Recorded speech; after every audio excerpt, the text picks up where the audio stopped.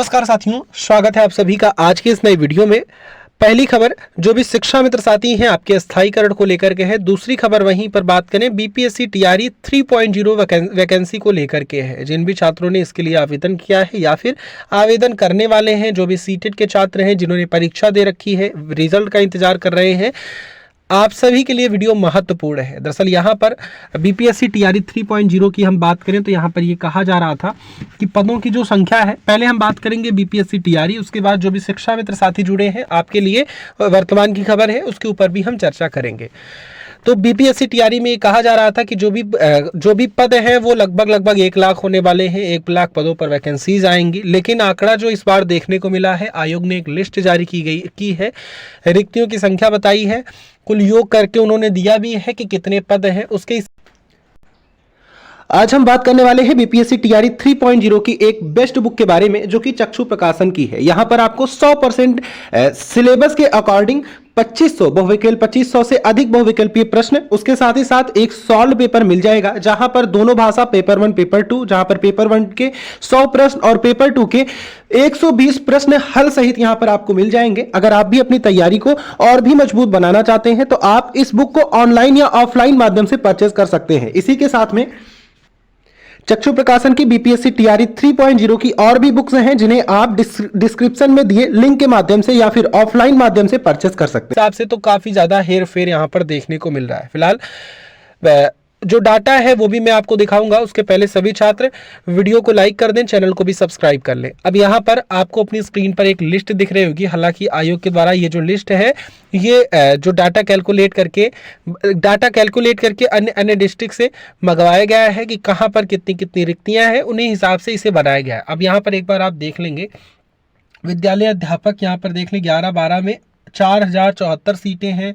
विद्यालय अध्यापक यहाँ पर देख लें 9-10 में 4316 सीटें हैं जिन पर वैकेंसीज आनी है। विद्यालय अध्यापक 6 से 8 में 5957 सीटें हैं। विद्यालय अध्यापक 1 से लेकर 5 में 11139 है। कुल का टोटल योग करेंगे तो योग करने के बाद में यहाँ पर 30,547 पद ही होते हैं। तो फिर यहाँ पर 1 लाख वैकेंसीज गई तो गई कहाँ। अब इनके ऊपर अगर हम बात करें, ये डाटा पहले आपको समझना है कि ये डाटा विभाग के द्वारा जारी किया गया है। रिक्तियों की संख्या के हिसाब से कितनी रिक्तियां अभी हमारे पास शेष हैं। अब इसके बाद में बीपीएससी अगर अपने पास से पदों की संख्या को ऐड करना चाहे तो वो ऐड कर सकती है, लेकिन अगर पदों की संख्या को ऐड करना चाहे उस पर हम बात करें तो बीपीएससी के द्वारा जो अभी तक देखने को मिला है, उन्होंने कहा है कि हम 60,000 पद यहाँ पर लगभग इसमें ऐड करेंगे। तो 60,000 पद ऐड करेंगे तो लगभग 90,000 पद यहाँ पर हो गए। 60 से 70,000 कहा गया है कि 60 से 70,000 पद हम यहाँ पर ऐड करेंगे और उन्हीं के हिसाब से आगे ये वैकेंसीज होंगी। तो लगभग 90,000 से लेके 1 लाख तक ये पद हो जाएगा। फिलहाल अभी तक हम वो डाटा नहीं मान सकते 60,000 वाला, क्योंकि अभी तक आप देखें यहाँ पर इस बार तो आवेदन भी चालू हो गया, सब कुछ हो गया, नोटिफिकेशन आउट भी हुआ। अभी तक ये नहीं पता है कि हमें वैकेंसीज करानी कितने पदों पर है। अभी तक काउंटिंग चल रही है। अब देखना ये है कि आखिर वैकेंसीज आती कितने पदों पर है। फिलहाल के लिए अभी के लिए तो विभाग के द्वारा यही सेम डाटा अभी तक जारी किया गया है। जो भी होगा आगे हम बताएंगे। अब दूसरी खबर के ऊपर बात करें, जो भी शिक्षा मित्र साथी हैं आपके लिए वर्तमान की एक दुखद सूचना है।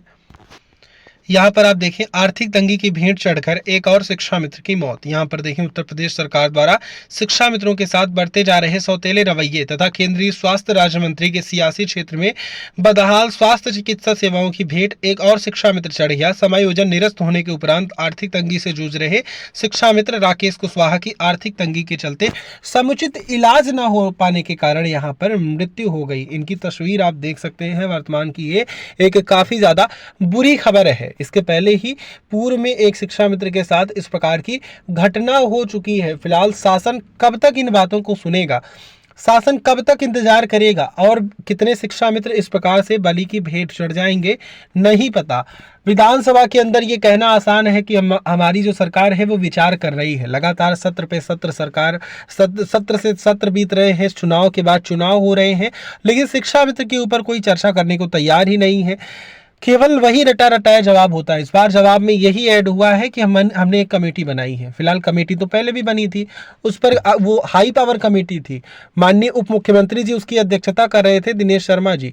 अभी तक कमेटी का कुछ पता ही नहीं लगा। कमेटी बनी थी, चलिए ठीक है बनी थी तो, लेकिन उसके ऊपर कुछ जवाब तो आना था, जवाब नहीं आया, रिपोर्ट नहीं आई, कुछ पता ही नहीं लगा कि वो कमेटी कहाँ लापता हो गई।